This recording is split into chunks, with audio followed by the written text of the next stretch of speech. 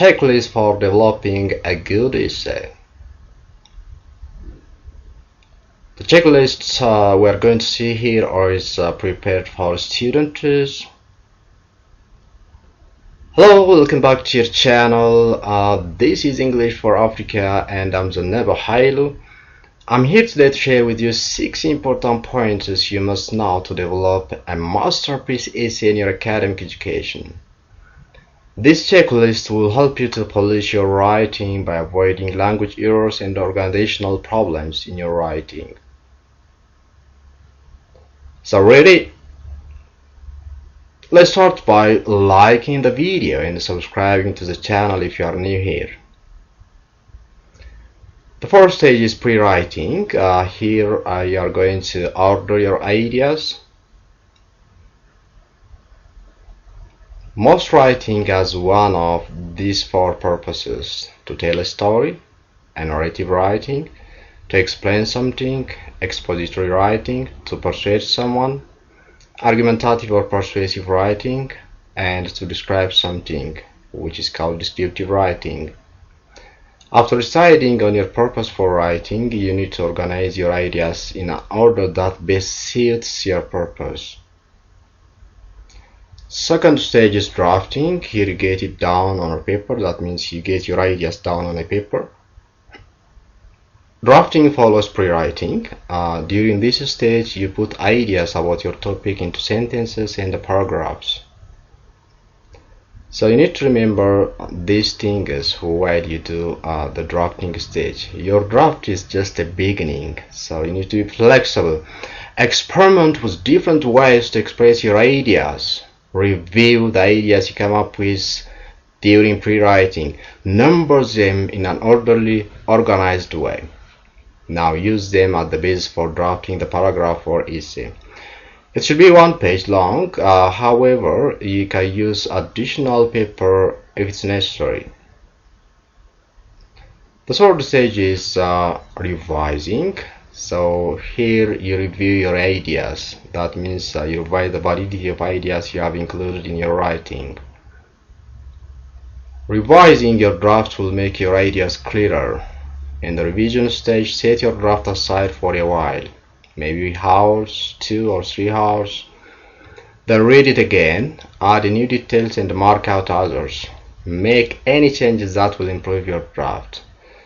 So that means you can eliminate unnecessary details and sentences at this stage.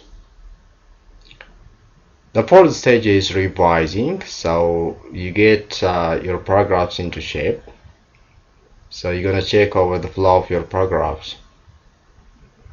A good paragraph includes a topic sentence expressing the main idea. So make sure your topic sentence clearly expresses the main idea of the paragraph or the essay. The supporting details make the main idea easier to understand. So make sure you have included enough details and evidences that correctly develops the main idea you have included in the topic sentence. And again, the sentences in a good paragraph flow smoothly, so make sure there is a coherence and logical flow of ideas between your paragraph. So likewise, the paragraphs in a good piece of writing or essay flow smoothly from one paragraph to the next.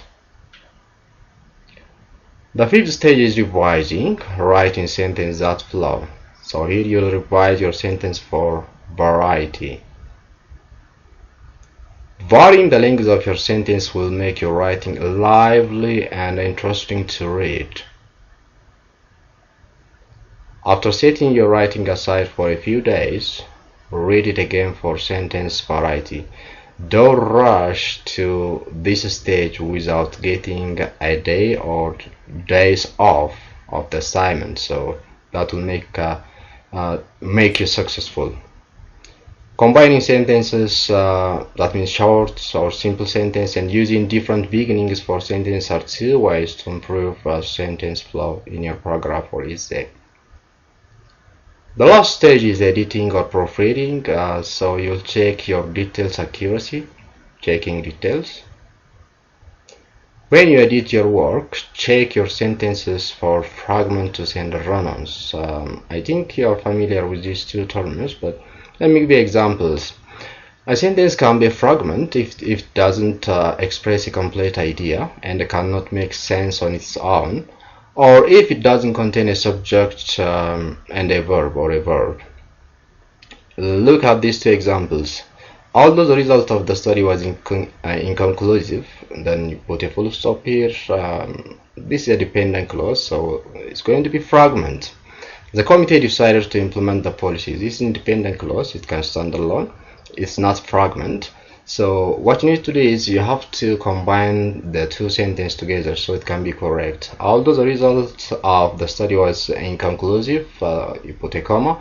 The committee decided to implement the policy. This is how you can get rid of fragments if you don't have a sentence that does not express a complete idea.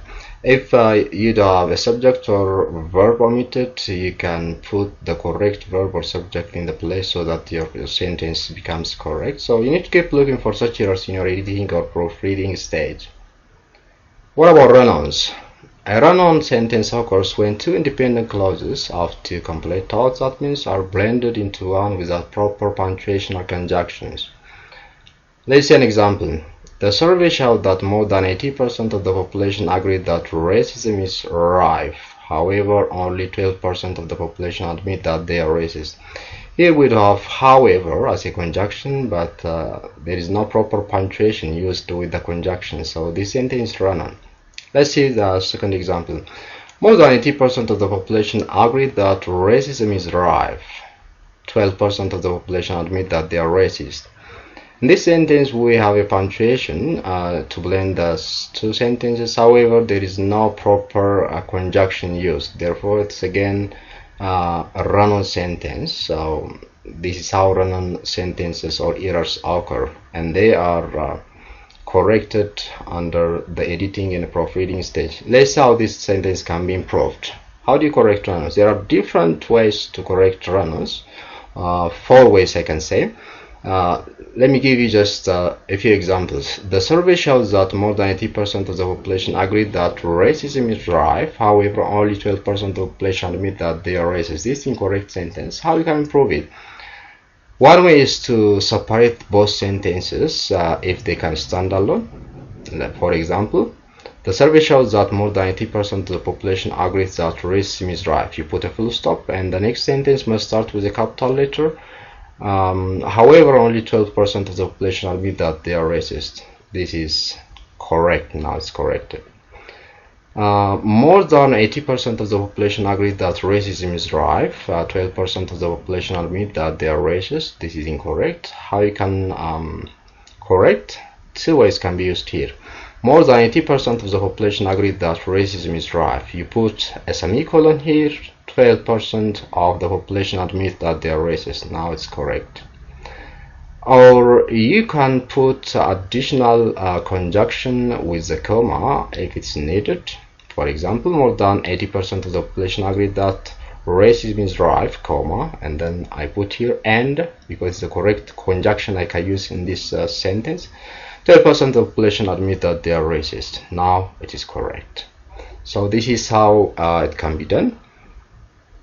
So proofread for errors in spelling, punctuation, capitalization, and grammar. You have to also check your spelling, punctuation, capitalization, as well as grammar under the proofreading stage. Lastly, I will give you a bonus. I will tell you about the 2 common mistakes many students commit in writing, especially it says given as an assignment.